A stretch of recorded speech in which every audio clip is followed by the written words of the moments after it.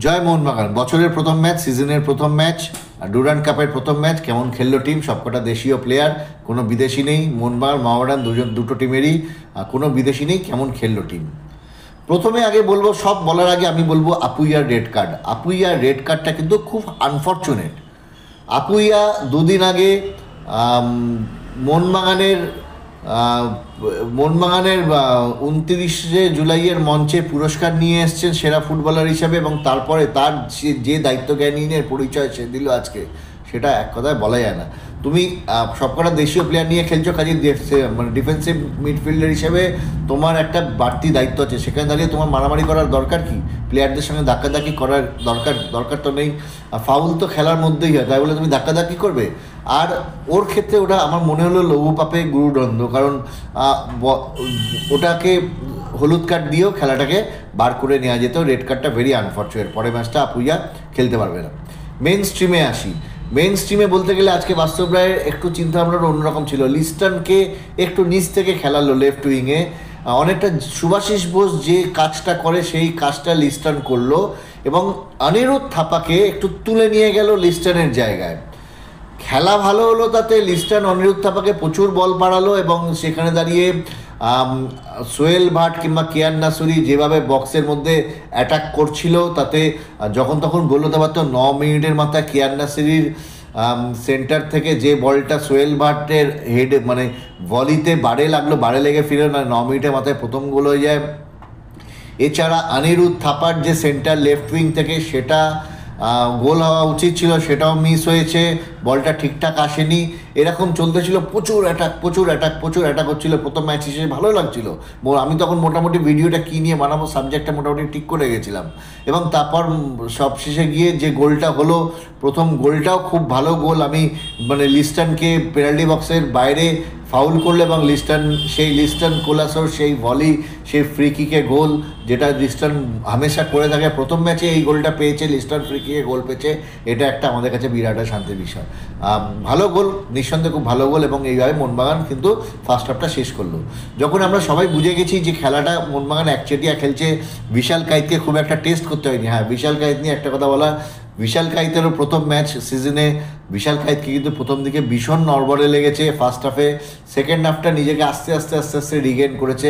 স্বাভাবিক, সিজনে first match অনেক প্লেয়ারকেই নড়বড়ে লাগে। সেকেন্ড হাফ যখন শুরু হলো, মোহনবাগান কিন্তু 10 জনে খেলছে, এবং মোহনবাগানের 10 জনে খেলা সত্ত্বেও মোহনবাগানের প্লেয়ারদের মধ্যে কিন্তু একটা গা ছাড়া ভাব দেখা গেল, যেটা কিন্তু দেখা যাওয়া উচিত হয়নি। আমি যখন 10 জনে খেলছি, আমার মধ্যে কেন গা ছাড়া ভাব আসবে? আমাকে তো আরেকটু সিরিয়াসলি খেলতে হবে। আমার সেন্ট্রাল আমার ডিফেন্সিভ মিডফিল্ডারটা নেই মাঠে। আমাকে আরেকটু অ্যাটাকিং আমাকে আরেকটু ভালোভাবে খেলতে হবে না? আমাকে আরেকটু সিরিয়াসলি খেলতে হবে না? গা ছাড়া ভাব, যার ফল হিসেবে প্রথম গোলটা কনসিড করলো। দুরন্ত ভলি, বিশাল ড্রাইভ দিয়ে সেভ করলো। ফিরতি বলে বলটা টোকা মেরে গোল করে মোহামেডান খেলাটাকে 1-1 করে দিল। কিন্তু তারপরে কিন্তু সেকেন্ড হাফের আসল ট্র্যাজেডি শুরু হলো। মোহামেডানের আক্রমণের পর আক্রমণ, এবং মোহনবাগানের ডিফেন্সের কঙ্কালটা কিন্তু বেরিয়ে গেল। মানে টম কিংবা অ্যালবার্টোর ভূমিকাটা কি মোহনবাগান ডিফেন্সে, আরেকবার করে কিন্তু আজকে এটা প্রমাণ পাওয়া গেল। কারণ যেভাবে আজকে মোহামেডান সেকেন্ড হাফে অ্যাটাকগুলো করছিল, সেই অ্যাটাকগুলো থেকে যখন তখন আরও একটা দুটো গোল হয়ে যেতে পারত। কিন্তু যার সব ভালো তার শেষ ভালো। শেষের দিকে গিয়ে সোহেল ভাটের একটা অনবদ্য গোল, সেখানেও লিস্টনের কন্ট্রিবিউশন। লিস্টনের পাস থেকে সোহেল ভাটের গোল, এবং শুধু পাস নয়, লিস্টনের যে ব্যাক হিলটা করলো অনবদ্য। মানে লিস্টন কোলাসো ইজ, মানে বলে না ওই মানে ছেলেরা, লিস্টন কোলাসো ইজ লাইক চুমু।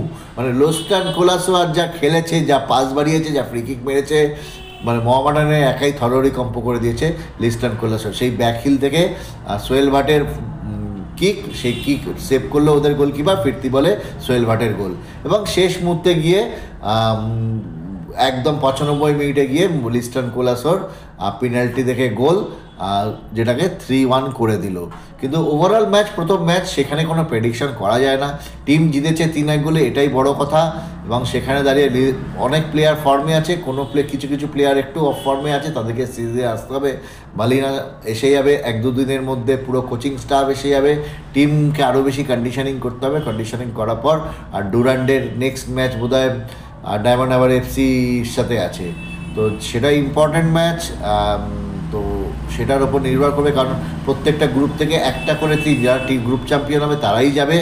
তো দেখা যাক টিম কেমন পারফর্ম করে, বাট ওভারঅল ফার্স্ট ম্যাচে টিমের এই পারফরমেন্স স্যাটিসফ্যাক্টরি। ফার্স্ট হাফে, সেকেন্ড হাফের প্রথম 30 মিনিট কিন্তু একদম স্যাটিসফ্যাক্টরি পারফরমেন্স নেই। ডিফেন্সের কঙ্কালটা কিন্তু বেরিয়ে গেছে, সেখানে দাঁড়িয়ে টম এবং অ্যালবার্টোকে ভীষণভাবে দরকার আছে।